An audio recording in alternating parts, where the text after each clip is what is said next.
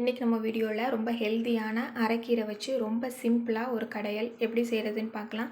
இந்த அரைக்கீரை கடையல் வெறும் சாதத்தோடு சாப்பிட்றதுக்கு ரொம்பவே சூப்பராக இருக்கும். இப்போ நம்ம அரைக்கீரையை இந்த மாதிரி காம்போட இலையும் சேர்த்து எடுத்துக்கணும். அப்போ தான் நம்மளுக்கு கீரை நிறைய வேஸ்ட் ஆகாமல் இருக்கும். அந்த காம்பில் தான் நமக்கு நிறைய சத்து இருக்குது. இப்போ கீரையெல்லாம் நல்லா கழுவிட்டு வேக வைக்கக்கூடிய கடாயில் நம்ம சேர்த்துக்கலாம். வேக வைக்கும் போது நம்ம என்னென்ன பொருள்லாம் சேர்க்கலான்னு பார்க்கலாம். ஒரு 4-5 வெள்ளை பூண்டை நம்ம சேர்த்துக்கலாம். நல்லா தோல்லாம் நீக்கிட்டு கூடவே 5-6 சின்ன வெங்காயம், 1 தக்காளி, காரத்துக்கு ஏற்ப பச்சை மிளகாய் 3யும் சேர்த்த அப்புறமா 1/4 ஸ்பூன் அளவுக்கு சீரகம் கையில் நசுக்கிட்டு சேர்த்துக்கலாம். வாசனையாக இருக்கும். எல்லாத்தையும் வேக வைக்கிறதுக்கு கொஞ்சமாக நம்ம தண்ணி சேர்த்தா போதும். இப்போ நம்ம ஸ்டவ்வில் நம்ம சேர்த்த எல்லா பொருளையும் சேர்த்து நல்லா வேக வச்சு எடுத்துக்கலாம். கீரையை வேக வைக்கும் போது மூடி போடாமல் தான் நம்ம வேக வைக்கணும். நல்ல ஸ்டவ்வை மிதமான தீயில வச்சு கீரை நம்மளுக்கு ஈஸியாக இந்த அளவுக்கு சீக்கிரமாக வெந்து வந்துடும்.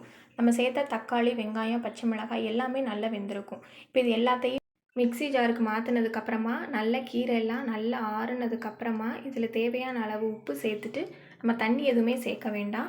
நம்ம எப்படியும் கீரையை மிக்ஸி ஜாரில் சேர்க்கும் போது தண்ணி இருக்கும். அதை வச்சு நம்ம இந்த அளவுக்கு நல்லா அரைச்சி எடுத்துக்கலாம். இப்போ நல்லெண்ணெயில் கொஞ்சமாக கடுகு, உளுந்தம்பருப்பு, சின்ன வெங்காயம், கருவேப்பிலை, கொஞ்சமாக காஞ்ச மிளகாய் சேர்த்துட்டு நல்லா பொன்னிறமாக வறுத்ததுக்கப்புறமா நம்ம கீரையில் சேர்த்துக்கலாம். நல்லெண்ணெய் ஊற்றி சாப்பிடும் போது சரி, இந்த மாதிரி நல்லெண்ணெயில் கீரையை தாளிக்கிறப்போ டேஸ்ட் ரொம்ப இருக்கும். சின்ன வெங்காயத்தில் தாளிக்கிறப்போ கீரை சாப்பிட்றதுக்கு ரொம்பவே டேஸ்ட்டாக இருக்கும். இப்போ இது எல்லாத்தையும் நல்லா கலந்து விட்டுடலாம். குழந்தைங்களுக்குலாம் ரொம்பவே சிம்பிளான இந்த அரைக்கீரை கடையல் கொஞ்சமாக நல்லெண்ணெய் விட்டோ இல்லை நெய் விட்டோ கொடுக்கலாம். ரொம்பவே டேஸ்ட்டாக இருக்கும். இந்த கீரை ரெசிபி நீங்களும் ட்ரை பண்ணி பாருங்கள். வீடியோ பிடிச்சிருந்தா லைக் பண்ணுங்கள்.